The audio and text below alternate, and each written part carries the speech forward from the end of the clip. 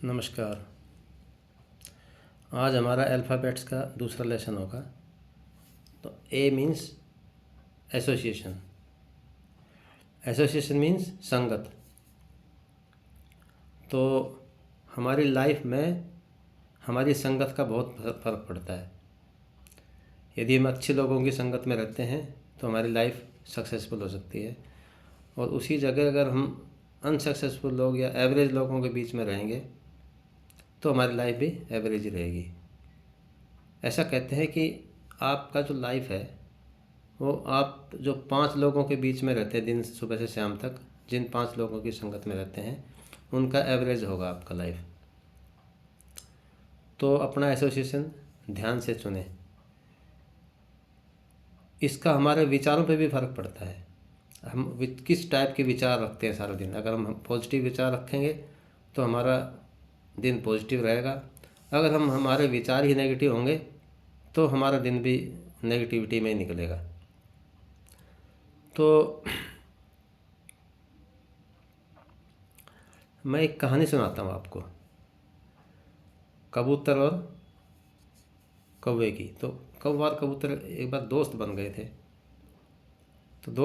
थे। तो कबूतर का तो आदत है, वो उसने दाना चुगना है और मस्त रहना है। और कौवा क्या करता था, कौवा या तो किसी का कोई चीज़ रोटी चुरा के लाएगा या किसी पक्षी के अंडे चुरा के खाएगा। तो इस टाइप की वो खुराफात करेगा। तो एक बार क्या हुआ कि एक कोई लेडीज़, कोई औरत दही का मटका लेकर वो जा रही थी। तो कौवे को क्या सूझा, कौवा ने मतलब उड़ान भरी पेड़ से और उसका दही में चोंच मारी और वापस जाकर बैठ गया। इस बात का उस औरत को पता लग गया कि कौवे ने उसमें चोंच मारी है। तो उसने नीचे रखा वो अपना मटका और पत्थर उठा के कौवे की तरफ मारा। तो वो पत्थर कौवे को ना लग के और उस कबूतर को लगा और कबूतर वहीं मर गया। तो ये उसकी संगत का ही फ़र्क था, संगत का ही असर था कि कौवे की संगत में रहा कबूतर और अपनी जान दे बैठा। एक और कहानी सुनाता हूँ आपको मैं। आपने मिर्ज़ा गालिब का नाम सुना होगा। मिर्ज़ा गालिब एक उर्दू के बहुत बड़े शायर हुए हैं। तो ऐसा कहते हैं कि जब वो उनको शेर कैसे लिखते थे, वो जब रात को उनको कोई शेर याद आता था तो वो अपने पजामे में एक गांठ बांध देते थे।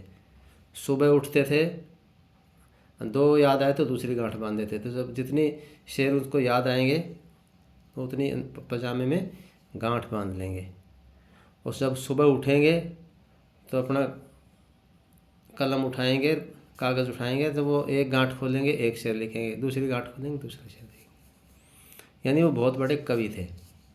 उनका एक दरबान हुआ करता था जो उनके घर के बाहर चौकीदारी किया करता था। तो एक बार कोई शख्स उनसे मिलने आया गालिब साहब से। तो दरबान से पूछा कि गालिब साहब हैं अंदर। दरबान बोला कि नहीं है जी, वो तो कहीं गए हुए हैं, कब आएंगे कुछ पता नहीं। तो चलो बैठ जाते हैं। तो जब बैठे बैठे काफ़ी देर होगी तो दरबान साहब ने पूछ लिया कि माशा आपको क्या काम है, क्या किस लिए मिलना था गालिब साहब से। तो बोला नहीं नहीं कुछ नहीं, एक मेरे को एक शेर लिख रहा था, तो शेर का आधा हिस्सा तो मैंने लिख दिया और अगला हिस्सा मेरे को अभी कुछ बन नहीं रहा है, तो मैं गालिब साहब से हेल्प लेने आया था। तो बोले कि मैं आपकी कोई हेल्प कर सकता हूँ क्या। तो बोला आप क्या हेल्प करोगे, आप तो दरबान ही तो हो एक। बोला फिर भी आप बताओ आपका शेर।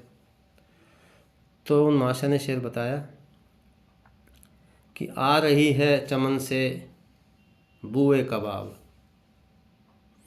आ रही है चमन से बूए कबाब। आगे का मुझे मुझे मिल नहीं रहा, आगे का लाइन क्या बनाई जाए। तो दरबान बोला कि इसमें क्या मुश्किल है, अगली लाइन आप लिख दो, ज़रूर किसी बुलबुल का दिल जला होगा। और वो शेर बड़ा मतलब फेमस हुआ बाद में कि आ रही है चमन से बूए कबाब, ज़रूर किसी बुलबुल का दिल जला होगा। तो सोचो कि जो दरबान था, जो गेट में चौकीदार की नौकरी करता था गालिब के यहाँ, वो गालिब के सिर्फ शेर सुन सुन के ही वो इतना निपुण हो गया, इतना एक्सपर्ट हो गया कि वो भी शेर पूरा कर सकता है। तो यही बात लागू होती है कि आप किस संगत में रहते हैं। ठीक है, तो आपको लाइफ में सक्सेसफुल होने के लिए आपको हो सकता है बुरे लोगों की संगत छोड़नी पड़े, चाहे वो अपने ही हों, और छोड़ना पड़े तो उसमें हिचकिचाइए मत। बुरे विचारों को छोड़ने में हिचकिचाइए मत, उनको छोड़ दीजिए और आप नई दिशा में बढ़ जाइए। Thank you.